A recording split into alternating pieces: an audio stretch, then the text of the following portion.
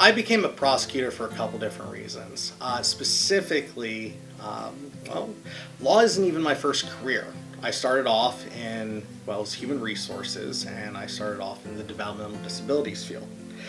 Through many of my experiences, especially investigating major unusual incidents, which are cases of abuse, neglect, exploitation, I got to see a different side of our society and how victims, specifically those who are in special populations or at-risk populations, are affected. Now, it was never my intention to even apply for law school, but once I did, I found out that I truly enjoyed it. Never thought I'd be one for litigation, for standing in front of people, for talking.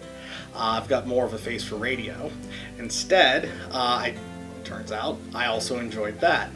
So the natural progression of wanting to see, to help in our community, to protect those who may not have a voice for themselves, to work with making sure that those people can also seek justice, to help out the victims, while also being a part of the judicial system, that's what really drew me in.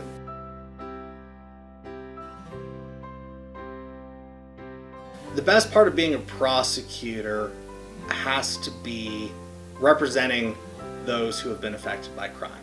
So while we represent the state of Ohio, we also have a direct impact on how the case is handled, and we have conversations along with our victim advocates with those who have been affected by the crime. It allows us to stand in the court and give a voice to those who have not had an opportunity to stand up for themselves.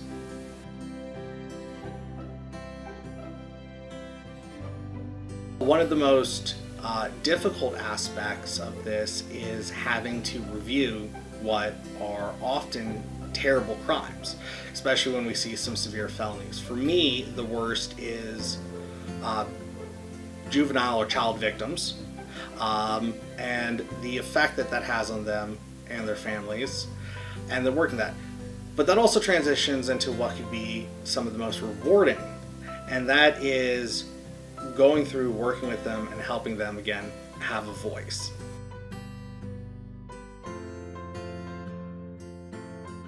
Down in the juvenile courts, I handled a lot of our juvenile sex offenses, which would be sexual offenders that were juveniles against juvenile victims. Now, these were very difficult, and I would say that those were my most challenging cases that I had down there. But the experience has also been invaluable.